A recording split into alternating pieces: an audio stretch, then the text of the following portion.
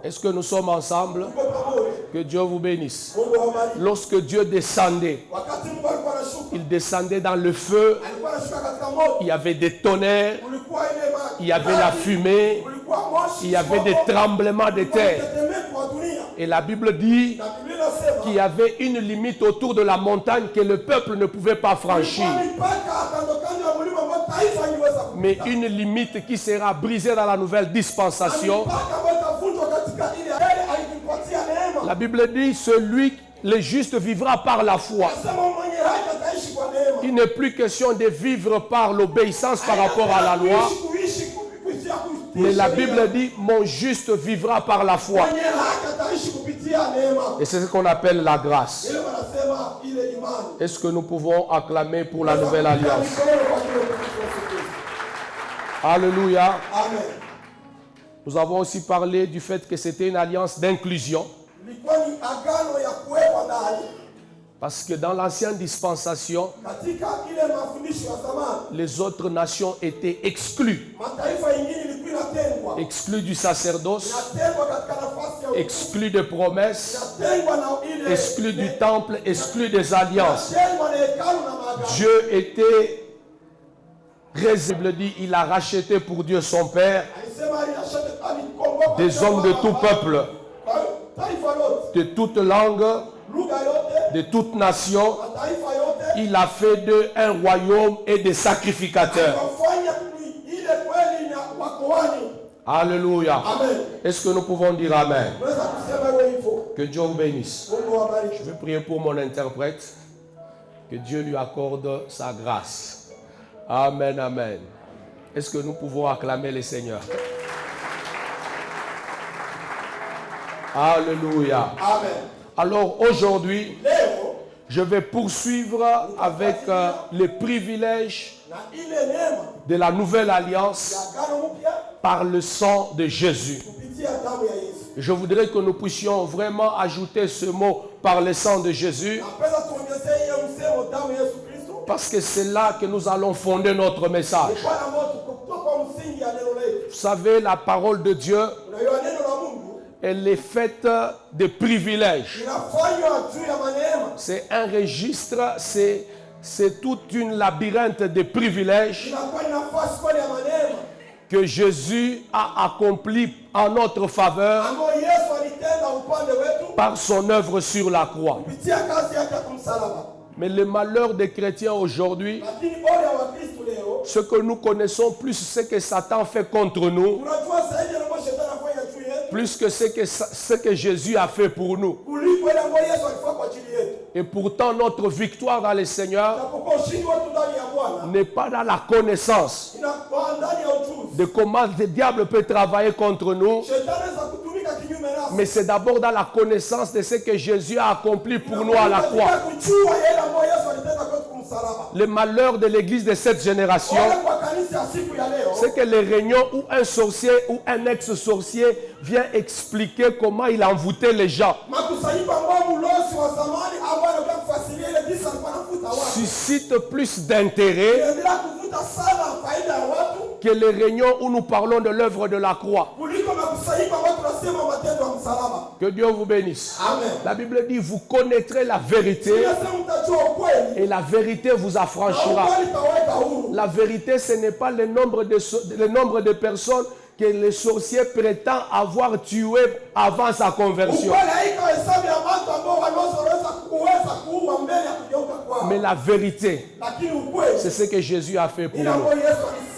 Quand vous lisez dans Éphésiens chapitre 1, Paul fait une prière pour les Éphésiens. Il dit, je ne cesse de faire mention de vous dans mes prières. Et je prie pour que Dieu vous amène à connaître trois choses. Que vous puissiez connaître l'appel. J'aimerais que nous puissions lire ça. Hébreu, nous allons prendre Éphésiens. Prenons Éphésiens chapitre 1. Vous allez comprendre quels sont les trois fondements qui constitue la connaissance nécessaire à l'épanouissement d'un chrétien. On comprend pourquoi l'apôtre Paul parle des hommes et des femmes qui apprennent toujours, mais ne parviennent pas à la connaissance de la vérité. Pourquoi? Parce que ce n'est pas tout ce que vous apprenez qui est la vérité. Ce n'est pas toute connaissance qui est la vérité. La connaissance qui est la vérité, c'est l'espérance qui s'attache à notre appel. C'est la richesse de la gloire de l'héritage que nous partageons en Jésus. Et c'est la connaissance de l'infinie grandeur de la puissance de Dieu. Si les chrétiens pouvaient connaître ces choses, sa vie serait plus abondante qu'elle ne l'est aujourd'hui. Aujourd'hui, les chrétiens sont les spécialistes de la démonologie. Mais ils ne sont pas spécialistes dans la christologie. La christologie, c'est l'étude de la personne de Christ, de sa doctrine et de son œuvre. Quels sont les privilèges de la nouvelle alliance par le sang de Jésus? Le sang de la nouvelle alliance nous fait participer à une parfaite expiation. J'aimerais que nous puissions prendre Hébreux chapitre 10. Vous allez comprendre ce que je suis en train de dire.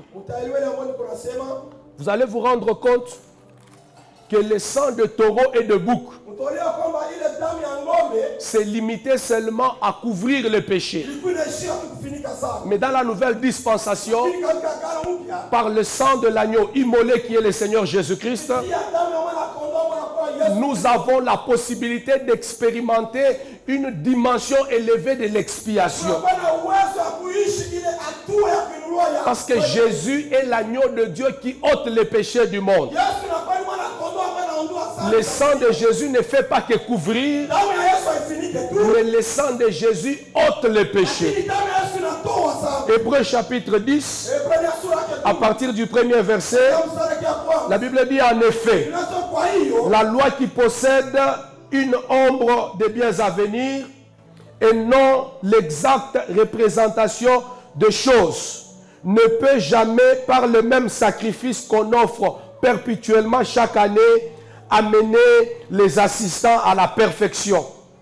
Autrement, n'aurait-on pas cessé de les offrir, puisque ceux qui rendent ces cultes étaient une fois purifiés et n'auraient plus eu aucune conscience de leurs péchés. Mais le souvenir des péchés est renouvelé chaque année par ce sacrifice, car il est impossible, écoutez ça, il est impossible que le sang de taureaux et de boucs ôte le péché. Alléluia. Amen.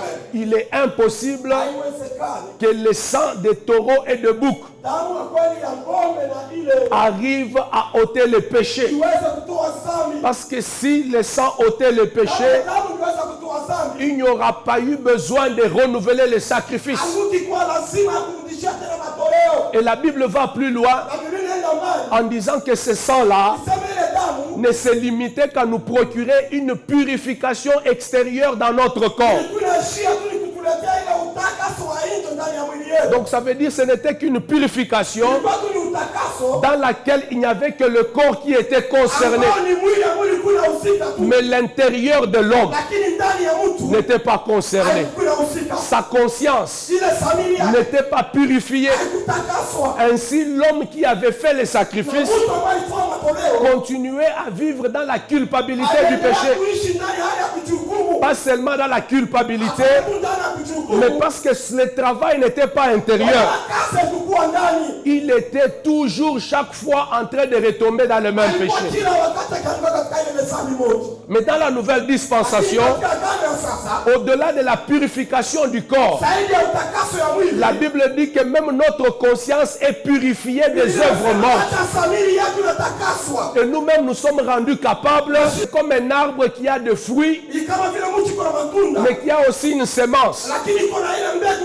Ils s'occupaient à arranger les fruits, à changer leur couleur. Alléluia. Amen, amen. Peut-être qu'on coupait même le fruit. Mais comme la semence n'était pas touchée, l'arbre continuait à produire le même fruit. Mais dans la nouvelle dispensation, laissant ôte en nous la semence du péché. C'est ainsi que la Bible dit, nous avons la rédemption par le sang de Jésus. Et c'est en cela que la nouvelle dispensation devient une dispensation plus excellente que la première. Alléluia. Pourquoi? Parce que le sang de Jésus nous purifie dans notre corps, dans notre âme et dans notre esprit. Et nous rend totalement libres du péché. Que Dieu te bénisse. Est-ce que tu sais que tu es libre? Elle est parfaite. Elle touche notre corps. Elle touche aussi notre âme. Elle touche aussi notre esprit. Et ça, ce n'est que possible. Ça, c'est possible seulement que par le sang de Jésus-Christ. Alléluia. Que Dieu vous bénisse. Deuxième bénéfice pour ce matin. Ça, c'est profond. J'aimerais que nous puissions vraiment écouter ça. La nouvelle alliance, ou le sang de la nouvelle alliance, nous assure un accès libre et sûr. Permettez la tautologie. Nous assure un accès libre, un accès sûr auprès de Dieu. Alléluia. À première vue, c'est ordinaire. Parce que nous l'avons toujours écouté. Mais allons dans Hébreux chapitre 10. Je vais lire à partir du verset 19. Ainsi donc, frères, nous avons au moyen du sang de Jésus une libre entrée dans les sanctuaires par la route nouvelle et vivante. Alléluia. Amen.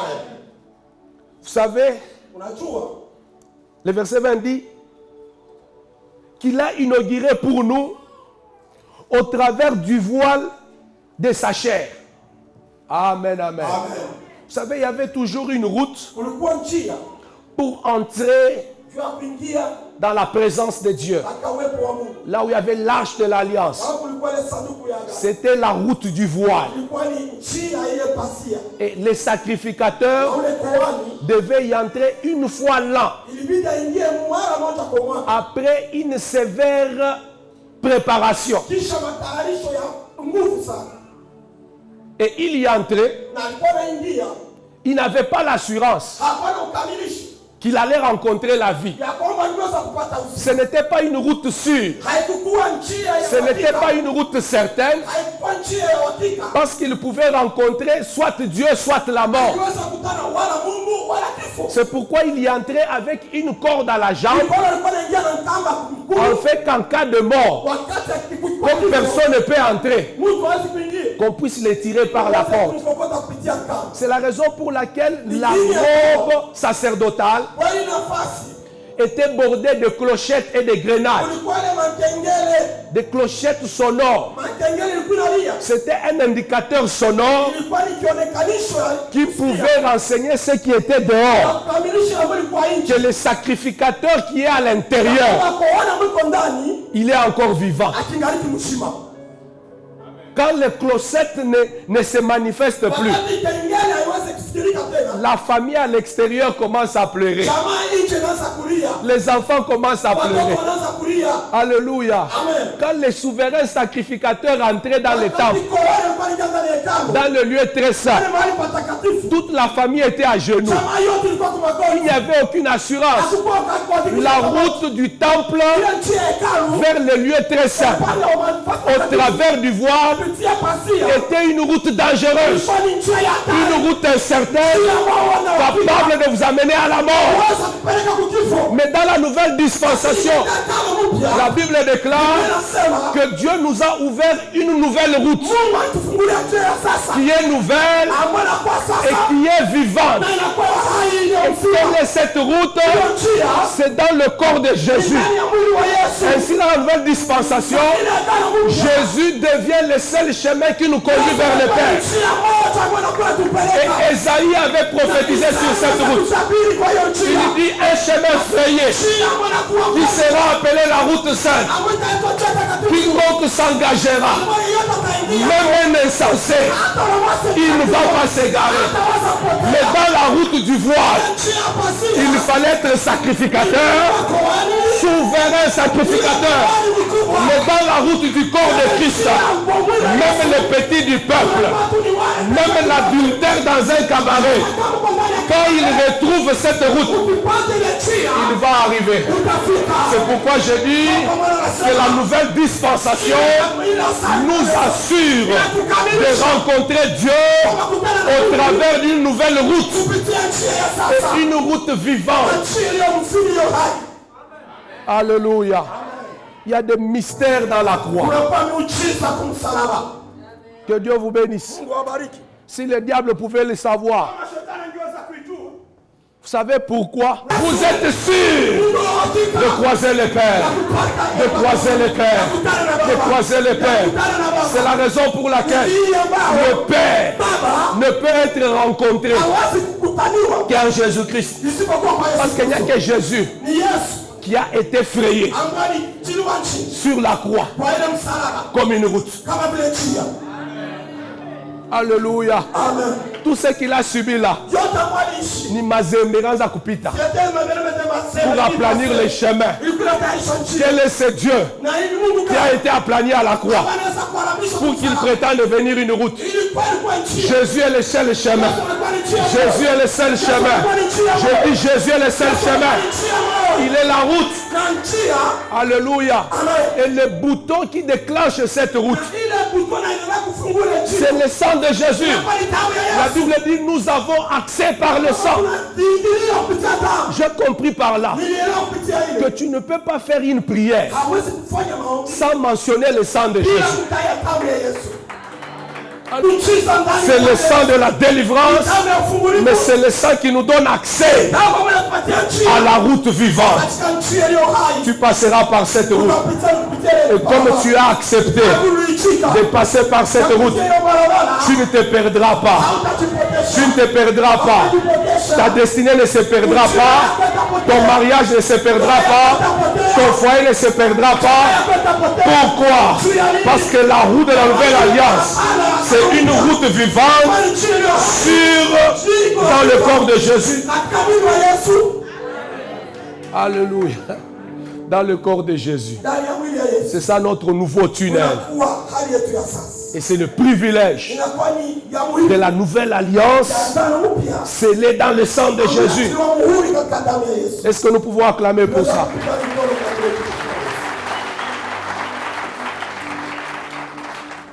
Troisième privilège, c'est que le sang de la nouvelle alliance a anéanti le pouvoir accusateur du diable qui travaillait contre nous. Lorsque Apocalypse dit ils l'ont vaincu à cause du sang et par la parole de leur témoignage. Il s'agit duquel diable? Ce n'est pas le diable envoûteur, mais c'est le diable accusateur. Apocalypse chapitre 12. Remettons le verset 11 dans son contexte. En commençant par le verset 10. Et j'entendis dans le ciel une voix forte qui disait, c'est Apocalypse chapitre 12, les versets 10 et 11. Et j'entendis dans le ciel une voix forte qui disait, maintenant le salut est arrivé, ainsi que la puissance et le règne de notre Dieu et l'autorité de Christ, car il a précipité l'accusateur de nos frères, celui qui les accusait devant notre Dieu jour et nuit. Et c'est alors que le verset 11 vient, ils l'ont vaincu à cause du sang. Qui? L'accusateur. Celui qui nous accusait. Écoutez frère, le diable a été anéanti dans son pouvoir accusateur parce que le sang de Jésus, c'est toute une défense en permanence devant le trône de Dieu. Même quand il dit tu vois, voilà, on l'a attrapé. Même quand on dit Jésus intercède là, il n'est pas en train d'intercéder avec des prières pour dire non, non, Père pardon, je t'en supplie. Non, non, il a le sang. Quand le diable dit, Ismaël était au cabaret. Et Dieu se fâche, il dit, ah bon, Ismaël au cabaret. Jésus dit, voici le sang. Voici le sang. Voici le sang. Voici le sang. Le diable est anéanti par son pouvoir d'accusation, dans son pouvoir d'accusation, par l'intercession permanente que Jésus fait devant le trône de Dieu au travers de son sang versé. Ainsi donc maintenant, il n'y a plus de condamnation pour ceux qui sont en Christ Jésus. Alléluia. Tout ce que le diable amène comme accusation, c'est déjà rejeté en bloc. Parce qu'il y a une défense de meilleure qualité. Comment je le sais? Nous avons par le sang de Jésus anéanti celui qui avait le pouvoir d'accusation. C'est-à-dire le diable. Il a été vaincu par le sang et par la parole de notre témoignage. Tu es libéré du pouvoir accusateur par le sang de Jésus. Par le sang de Jésus. Par le sang de Jésus. Par le sang de Jésus. Même s'ils ont ce que les juristes appellent la preuve à conviction. Tu seras justifié par le sang. Tu seras justifié par le sang. Vous savez, lorsque Joseph a été accusé par la femme de Potiphar, il y avait la pièce à conviction. On trouve ton pantalon d'une femme. Les hommes peuvent monter des complots, frère. Ils brandissent les pièces à conviction. Mais le sang de Jésus anéantit l'accusation. J'ai dit le sang de Jésus anéantit l'accusation. Là où les hommes parlent contre toi, là où les hôtels parlent contre toi, là où les liens de famille parlent contre toi, là où tes péchés parlent contre toi, le sang de Jésus parle pour toi. Le sang de Jésus parle pour toi. Et dans ces débats contradictoires, le sang de Jésus est toujours vainqueur. Le sang de Jésus est toujours vainqueur. Le sang de Jésus est toujours vainqueur. Reçois la victoire par le sang. Reçois la victoire par le sang. Alléluia. Quatrième chose que le sang fait, c'est que par le sang de la nouvelle alliance, nous sommes rendus capables de nous réjouir chaque jour de notre vie du bonheur de la maison de Dieu. Dans l'ancienne dispensation, les autres restaient à l'extérieur. Écoutez frère, Dieu n'était pas dans toutes les parties du temple. Dieu était seulement dans les lieux très saints. Ce n'est que quand la gloire débordait par une grâce surnaturelle, elle commençait aussi à se répandre dans les lieux extérieurs. Mais le peuple n'avait pas Dieu. Le peuple n'avait pas accès. Mais regardez ce que Psaume nous dit. Psaume 65, verset 5. Heureux celui que tu admets en ta présence, afin qu'il puisse habiter dans tes parvis. Nous nous rassasions du bonheur de ta maison. et de la sainteté de ton temple. Dans la maison de Dieu, il y a de bonheur en abondance. Dans la maison de Dieu, tu peux te réjouir de la sainteté de son temple. Mais c'est un privilège de la nouvelle alliance seulement. Pourquoi? Parce que celui qui est agréé, il est par le sang de Jésus. Heureux celui que tu admets. Le sang nous fait agréer. Le sang fait agréer nos louanges. Le sang fait agréer nos cantiques. Nos chants ne sont pas agréés parce qu'elles sont jouées avec des timbres bien ordonnés. Non. Mais le sang fait agréer nos chants. Le sang fait agréer nos prières. Le sang fait agréer notre intercession. Le sang fait agréer nos offrandes. Le sang fait agréer nos sacrifices. Le sang fait agréer notre service. Le sang fait agréer notre présence dans les parvis de sa maison où tu peux te réjouir du bonheur qu'il y a dans son temps. Tu es rendu agréable pas à cause de tes œuvres, mais à cause du sang de Jésus. C'est pourquoi je dis, n'entre pas dans les temples sans invoquer le sang de Jésus, sans appeler le sang de Jésus, sans plaider le sang de Jésus, sans appliquer le sang de Jésus. Parce que le sang de Jésus nous fait agréer et nous fait accepter et rend notre culte agréable devant Dieu. Ça veut dire le sang a aussi le pouvoir du rachat. Le sang peut racheter tes enfants. Le sang peut racheter ton mariage. Le sang peut racheter ta fécondité. Le sang peut racheter ton entreprise. Le sang peut racheter ta destinée. Le sang peut tout racheter parce que nous avons été rachetés. Nous avons été rachetés. Nous avons été rachetés par le sang précieux de Jésus. Pas n'importe quel sang, comme celui de l'agneau sans tache et sans défaut. Je déclare sur toi que cette fertilité qui avait été crucifiée sur les autels sataniques est rachetée par le sang. La promotion est rachetée par le sang. Ton mariage est racheté par le sang. Tes enfants sont rachetés par le sang. Ta fécondité est rachetée par le sang. Rachetée par le sang. Racheté par le sang. Le sang du rachat. Le sang du rachat. Est-ce que quelqu'un peut acclamer le Seigneur pour le sang du rachat? Pour le sang qui nous rachète. Pour le sang qui nous rachète. Nous avons été rachetés. Nous avons été rachetés par le sang précieux de Jésus-Christ, comme celui de l'agneau, sans tache et sans défaut. Ta fécondité est rachetée. Ta destinée est rachetée. Le sang te conduit dans une route vivante. Le sang, c'est le sang du rachat. C'est le sang qui anéantit l'accusation de Satan contre toi. Je déclare les rachats. Je déclare les rachats. Je déclare les rachats. Ta santé est rachetée. Je dis ta santé est rachetée. Je dis ta santé est rachetée. Au nom de Jésus.